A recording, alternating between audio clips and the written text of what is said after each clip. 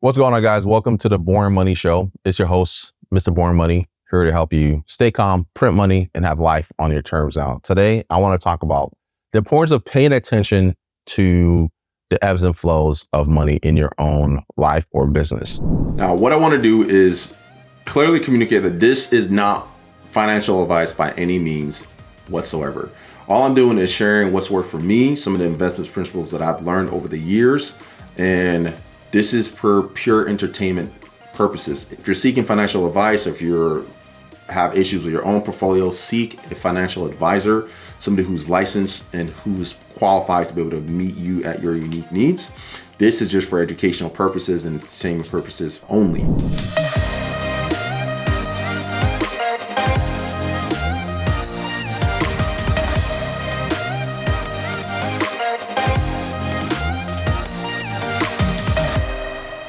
This is a hard lesson that I had to swallow for one of my business ventures recently, is because I had so many things going on, I wasn't paying as much attention to the financials as I needed to. And so the business was taking on so much overhead, so much liability, so much drag financially. And when I sat down and started reviewing just kind of like the cash flow and where things were going and the ebbs and flows of what was happening, it was eye-opening. It was very, very eye-opening. And I'm glad I did that. And to the point where I set it as a daily reminder to just kind of review it and check it every single day. Because one of the most important things you can do for your personal finances or for your business finances or whatever financial things that you're looking at is find out where the money is going.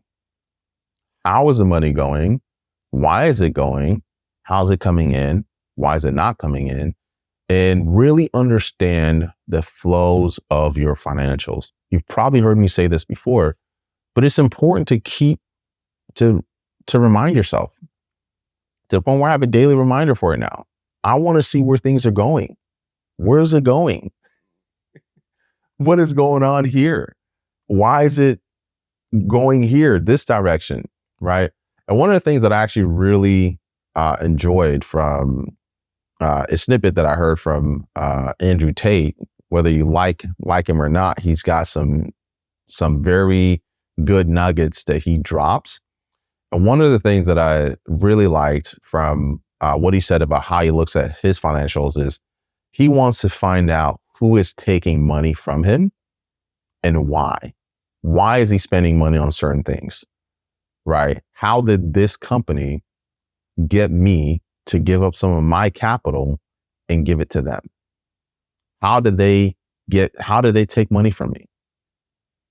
And if you sit down and really think about it, it's kind of fascinating, because when I was looking through and examining where funds were going with this business, I was like, why are these people getting money?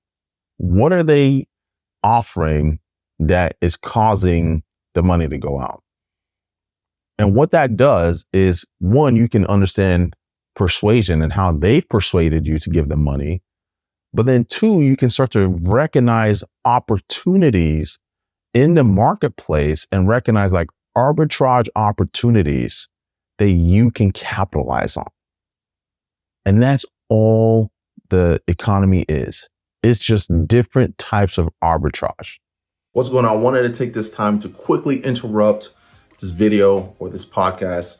If you found this helpful and you're interested in getting started investing on the blockchain, we have an incredible program called the Boring Money System inside of our Wealth Sanctum. What we do is we'll guarantee you'll produce cash flow within the first 30 days of setting up your first digital cash flowing real estate on the blockchain, or you don't pay. So if you're interested in that, there'll be a link somewhere in the show notes for you to be able to apply and schedule a free strategy session where we can look at your portfolio, look at your financials, and figure out what would be the best and most efficient way to deploy capital on the blockchain to guarantee cash flow. Hope to see you on the inside. Back to the show.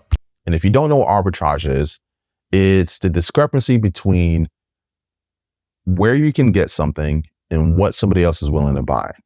The difference between the two, that's arbitrage, right? If I can buy something for cheap and I can find somebody who is willing to buy it at a higher level, that's arbitrage, right? I found a gap in the market I filled it.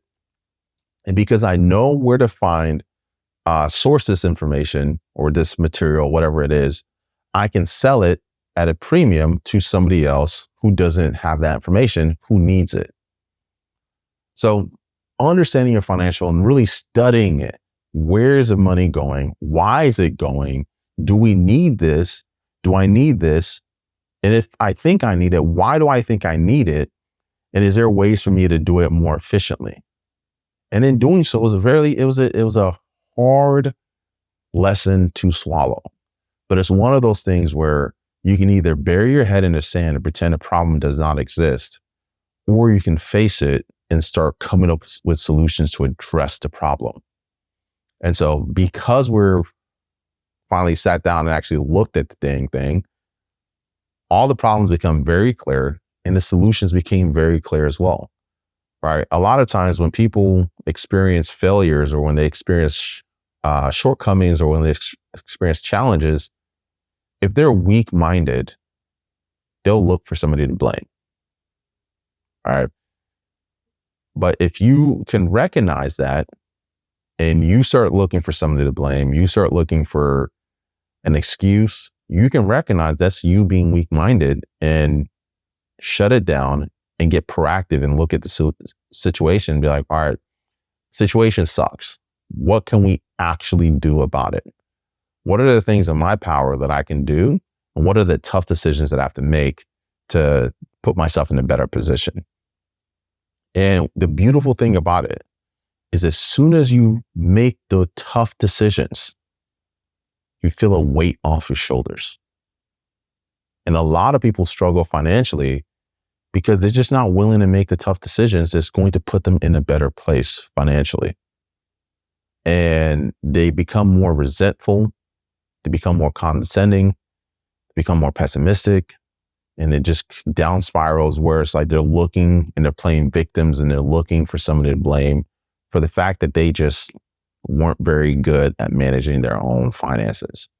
And so for me, looking at that and seeing the problem for what it was very freeing. It was shocking, but it was freeing.